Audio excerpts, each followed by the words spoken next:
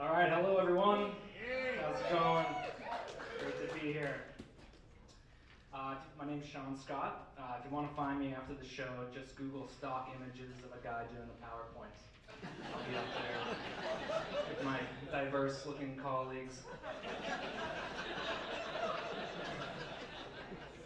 I think I look like if Amazon Basics made a Ryan Gosling.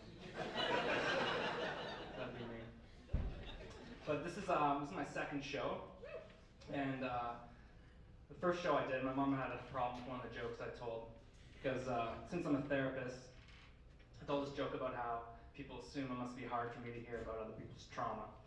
And I said, well, all I hear when I hear other people's trauma is ka-ching.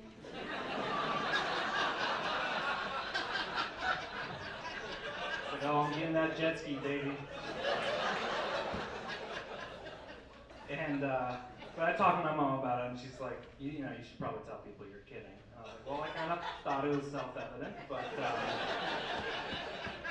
I will say, you know, I would never buy a jet ski. Those things are money pits. I'm much more fiscally responsible than that. No, but I love therapy, and you know, it's funny in therapy.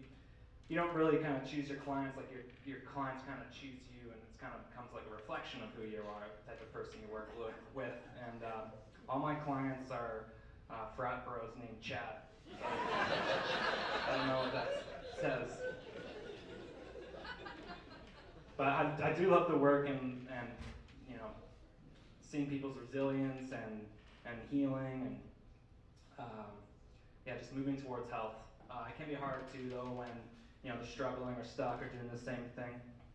Last week I had this guy who, and yeah, doing the same things despite my best efforts. And last week I had a guy, he said he had a hard day, so he went home and he was drinking shots of JD, was putting on some Creed and just punching a wall. And I was like, whoa, someone finally followed my treatment plan. That's awesome. Rotate the wrist. Felt better. He did. Felt better. I'm 35, so I'm not young, not old, but you know I'm noticing some changes. Like my hangovers are just brutal now. Like if I'm preparing to go out drinking, it's like preparing to go on a holiday. I'm like, okay, I got my sonny's packed. Okay, someone's coming to feed my cat. Work's booked off. All right. We got till 9:30 tonight to fuck up this cactus club. Let's do it.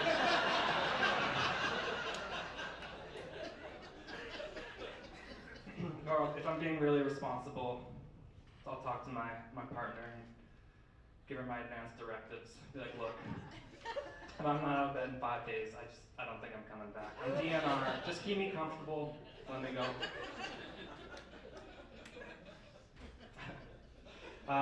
The other things I'm noticing I'm doing now is writing letters. So write letters to organizations. Like I wrote my favorite cereal brand when they changed the recipe. I didn't like it so much.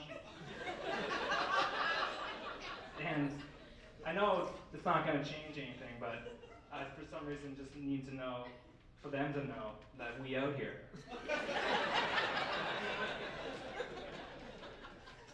And don't know why too. I love birds now. I know different bird types. Didn't matter before. Like if I go on a walk and I see a junco, a green warbler, a red spotted tahi, my day's peaked. I may as well go back home, have a nap, just wind down. Also, part of getting older is trying to be more on top of seeing a doctor, which is, as you probably know, impossible here in Victoria.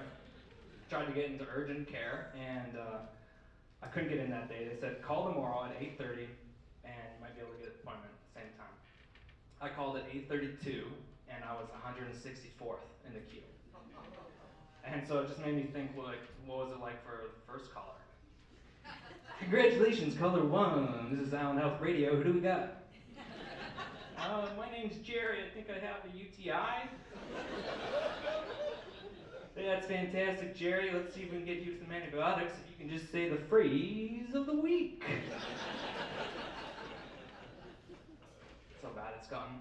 With our terrible doctor situation in Victoria, and Victoria also being the Wiccan capital of the world, like, why don't we start pulling from that pool a little bit? I'd drink a potion with some eye of newt in it. Just going through that process again, but Victoria, so much red tape and bureaucracy, you can't just do some common sense, practical solution like that.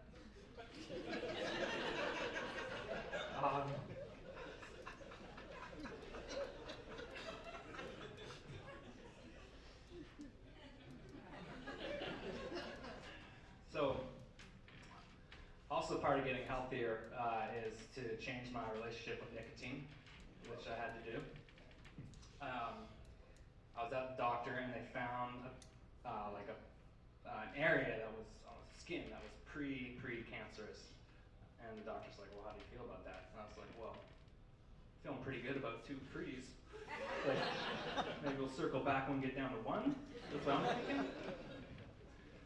No, I had to go. So I had to quit. One of the ways I tried quitting was using these things called Sonics, which is it's like a white nicotine pouch, and you put them in your mouth. And they sell them at pharmacies. They're actually made by big tobacco companies, and they have like as much nicotine in them as like 5 cigarettes. So it just made me more addicted. I don't think they help. And it's just like a weird way to try and treat a problem, is like throw more of the problem at it. But it made me think. I was like, when I was talking to the pharmacist, I said, I'm trying to cut back on coffee. Do you have any cocaine back there? Doc?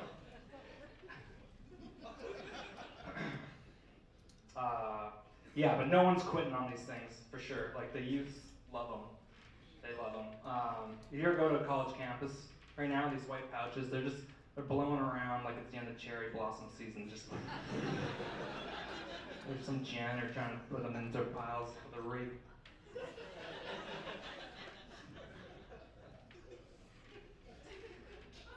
Since my last show, I got engaged. Yeah, thank you. I kind of asked in like this kind of organic, unplanned way, which was sweet, but also felt like a kind of like a missed opportunity. Like, could have taken any moment, like uplifted it or changed it, or maybe waited till she was having a hard day, or maybe we were just bored scrolling through Netflix or something. Like, we had tons of shows to watch when I asked. Like, or I know what would have been better is getting out of that moment of me having to put on the duvet cover, because I just don't like her seeing me like that. I'm in there thrashing around. She's coaching me from the side. Just like, Sean, just trying to stay calm. Remember we tried that trick I showed you? I don't understand the quarter tie, okay? Thrash. That's all I know. I have the wherewithal to propose there, just take a knee. Like I'm a football player taking a safety in my own zone. Just get out of this play, take our chances in the next one.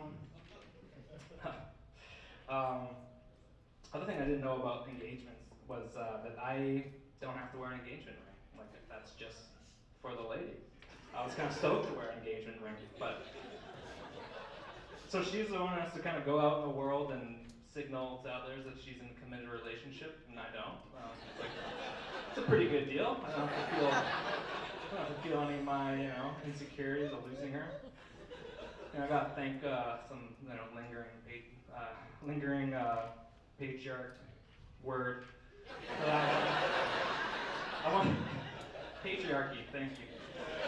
Gotta thank those guys because for that one. I wonder if they're thinking when they're trying to make that custom. They're like, well, they seem to not want to be wearing the private property signs over the neck. So let's see if we put something shiny on their hand. See if that sticks.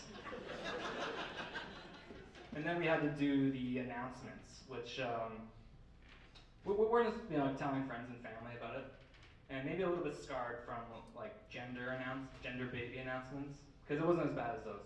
Baby gender announcements kind of bug me, because have you ever had a friend tell you that, like they're revealing the gender of a baby, and it's like it's very secret. Okay, only you know, and they don't, and they know we're having a baby, not the gender yet. It's like, what? Why is this so secret? Like, is this episode of Game of Thrones? Like, what's happening? Why does it have to be like that? at least when they, when they pick a pope, they just, use one smoke signal. And for them, it's always a boy, so. It's a little easier.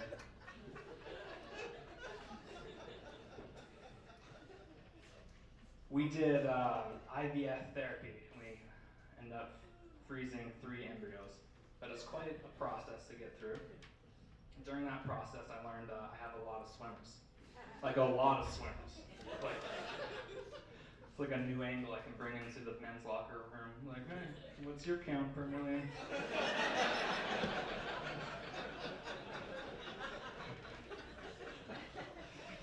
But my fiance had to go through so much. I had to give her needles every day, and hormone changes, and she couldn't exercise.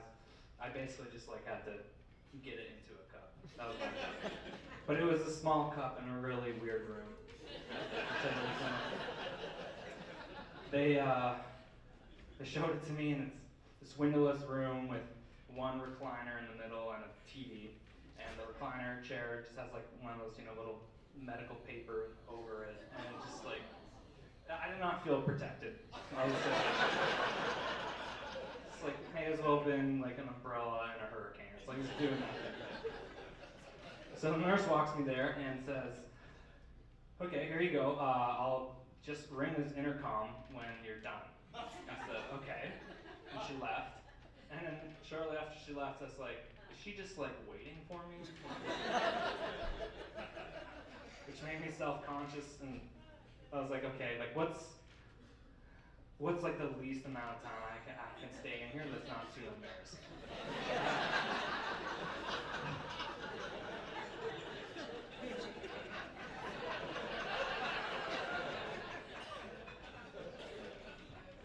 And my brain was 11. I was like, yeah, that sounds right.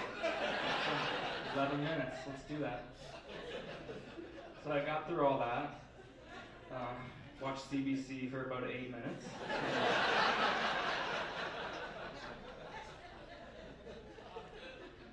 And then I called her back on the intercom, and I said, hey, there's been an Amazon Basics package here delivered for you. That's my set, thank you very much.